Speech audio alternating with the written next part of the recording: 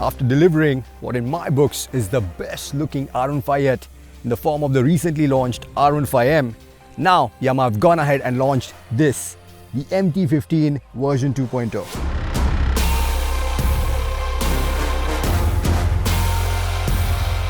Comes in all of these funky colors, and make of it what you may, because I personally like the color scheme of the previous model, but I can live with that because Yamaha finally delivered the components that we have been waiting for a long time now, which are these amazing golden upside down forks and the cast aluminium swing arm we first saw on the R15 version 4. Components which not only look cool, but which have also made a noticeable difference, noticeable improvement in the riding dynamics of the MT-15. And the improvements are down to the fact that the forks and the swing arm are not just lighter, reducing the unsprung weight, but they are also a lot stronger, more rigid. So in case of the forks, there's not as much flex under stress, so you have a lot more support, a lot more feedback, even under hard braking.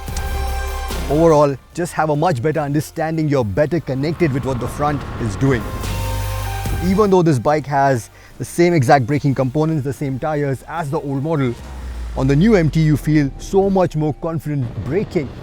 And also when you're entering the corner, the bike feels a lot more sure-footed.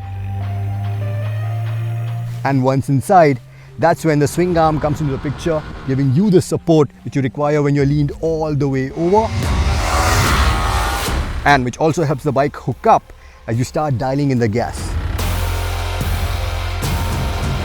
The old MT would move around a lot in fast flowing corners. It was not really well balanced. And that's history now, because the new MT feels planted all the way through despite the wheelbase being reduced by 10 mm. And you know what that means, that the MT is agile as ever. And also the tread on this is not as aggressive as on the old model, which also makes it a lot more linear, a lot more progressive when it comes to change of direction, which allows you to slice through traffic in the city with that much more precision. The next change is of course the new engine tune. This one gets the updated power unit from the R15 version 4.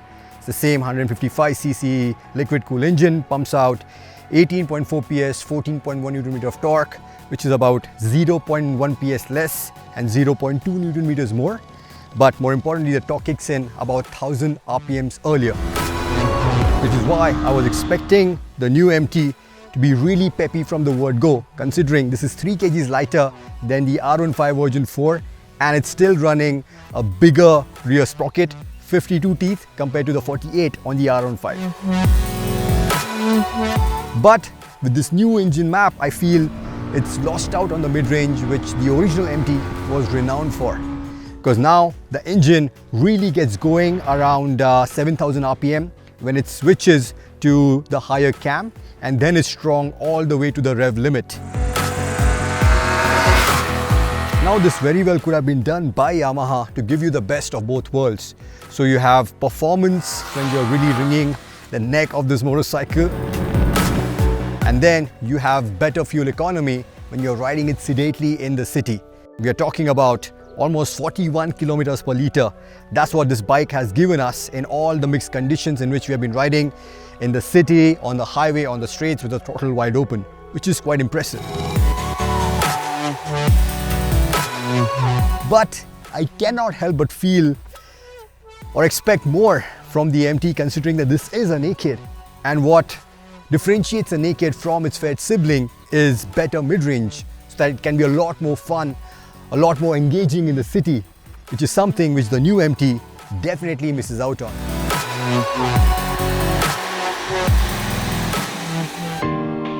The last change is the instrument panel, the instrument cluster, which now gets Bluetooth connectivity so that you're intimated of incoming calls and messages. But then the rest of the bike is exactly the same. You get the same slick 6-speed transmission, which is a joy to work with. You get a slip and assist clutch, which is nice and light to operate. You have 170 mm of ground clearance to scale the tallest of our speed breakers, and the 810 mm seat height is still as inviting as ever for new riders. But it's definitely not as roomy as the R15 version 4. And if you're 6 feet and taller, the saddle will feel quite cramped. And the same goes for the pillion as well, because unless you are a size 0 model, the pillion seat is too tiny for you to be comfortable on it.